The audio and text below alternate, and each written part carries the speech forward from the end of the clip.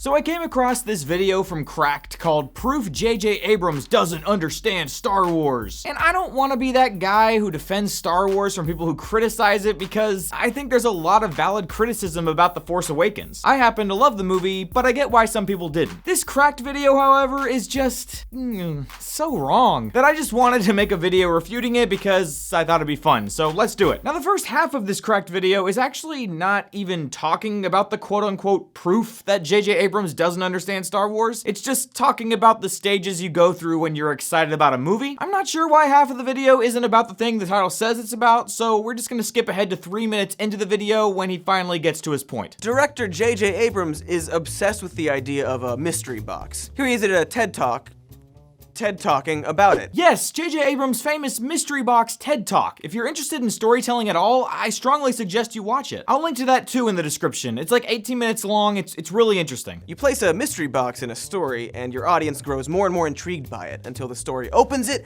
and the contents blow your mind. Here's the thing, I'm not sure that this Cracked guy actually watched this TED Talk, and I have more evidence for that in a minute, but for right now, what you need to understand is that during the talk, when Abrams is explaining what he means by mystery boxes, it's a lot more broad than just put a big mystery in the story that makes people intrigued and then blow their minds. I find myself drawn to infinite possibility and that sense of potential, and I realize that mystery is the catalyst for imagination. You look at stories, you think, well, what are stories but mystery boxes? It's about letting mystery feed your imagination. It's a lot of little mysteries that keep the audience engaged in the story. We'll talk more about that in a minute. And the contents blow your mind. He got this idea from the end of Empire when, spoiler alert, Darth Vader, spoiler alert, turns out to be Luke's, spoiler alert, father. Actually, no. I have no idea where this guy is getting this, but Abrams doesn't talk about that moment from The Empire Strikes Back in his TED Talk at all. Which, as you'll see, kind of makes the rest of this Cracked video not make any sense. I don't know, I looked around the internet for a while to see if maybe Abrams has brought up the Darth Vader reveal in relation to his mystery box idea somewhere else, but I couldn't find it. And even that is extremely generous because it's clear that this video is making it sound like that statement comes from the TED Talk, right? Here he is at a TED Talk,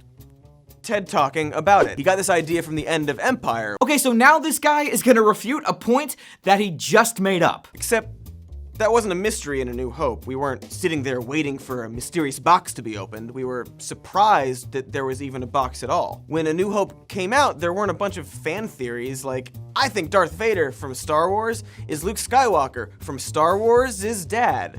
Yeah, you're right. People probably weren't theorizing about who Luke's father was. But if you actually watch the TED Talk that you seem to be basing this whole video on, J.J. Abrams does discuss A New Hope. But it's not to say, I think Darth Vader from Star Wars is Luke Skywalker from Star Wars' dad. He talks about how everything in A New Hope is a mystery box. We meet a mysterious woman. Who is she? She gives something to the droids. What is it? Oh, it's a hologram. It says Obi-Wan is her only hope.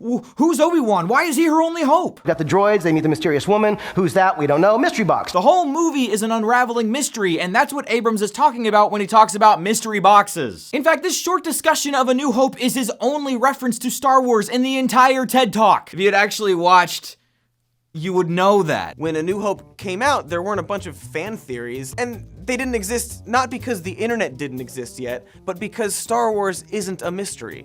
Wait. What? Star Wars can't have mysteries? Why? Who are you to say what Star Wars can and can't have? You know, the biggest criticism that people leveled at The Force Awakens was that it was too much like A New Hope, but this guy seems to think that it's not enough. Star Wars isn't a mystery. It's an adventure with twists and turns. Oh, I'm sorry. Okay, so it's only allowed to have twists and turns. Got it. Thank you. I can fully enjoy A New Hope if I do or do not know who Luke's real dad is. Can you not do the same thing with The Force Awakens? I mean, regardless of whether or not you liked it, it felt like a complete story to me. But The Force Awakens withholds information everywhere that would otherwise be useful, that would otherwise inform the emotions of the movie. Interesting. Okay, are there any examples of this? We're not told who Rey's parents are, but we're told who Rey's parents are is important. No, we're told that the fact that they left her is important. I made a video about this topic earlier this week. I'll link to it in the description. But from Rey's point of view, which most of The Force Awakens is from Rey's point of view, her parents are just her parents. They're people who left her and who she thinks will eventually return. Why does revealing their identity matter? I mean, we don't know where this story is going. Maybe knowing their identity this early wouldn't make sense for the trilogy. Maybe it would even distract us from Rey's journey in this movie. I'm not presuming to know exactly how things are gonna happen, But that's my point. This cracked video presumes to know how the story should go before we have all the information about what's going to happen in the story. Also, it assumes that we already know the characters that will end up being her parents. We very well may not. So at the end of the film, she hugs Leia, who's her mom? Aunt?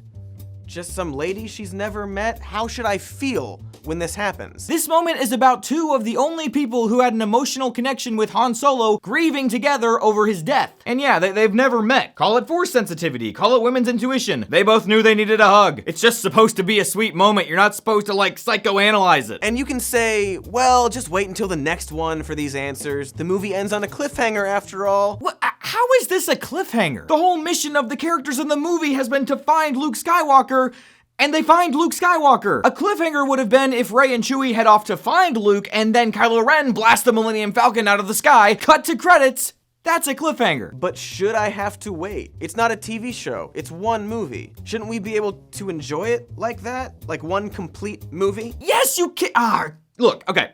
Mystery boxes don't mean a movie is incomplete. Even ones that extend through multiple movies. Just so long as the characters in the series have clear motivations and clear, succinct arcs that are self-contained to each film, it's fine. And to say otherwise is a really narrow view of what movies are allowed to be. The Force Awakens is a complete story, even if we don't know Rey's complete lineage. Rey's arc in The Force Awakens is very clear. She's a girl abandoned on a desert planet at a very young age, and now she's waiting for her family to return to her. Mysterious strangers show up and call her to adventure, but she refuses, terrified at the thought of accepting the call of the Jedi. She's captured by the enemy, and her only means of survival is to use the Force, which, despite her reservations, she knows she's always had within her. She uses her newfound power to defeat the enemy and accepts her call to adventure. I don't care who her parents are, Rey has a complete, fully able to be enjoyed arc in The Force Awakens. The video goes on a bit longer, but he's basically just saying the same thing different ways. I think the main things that annoyed me about this video are, one, the whole video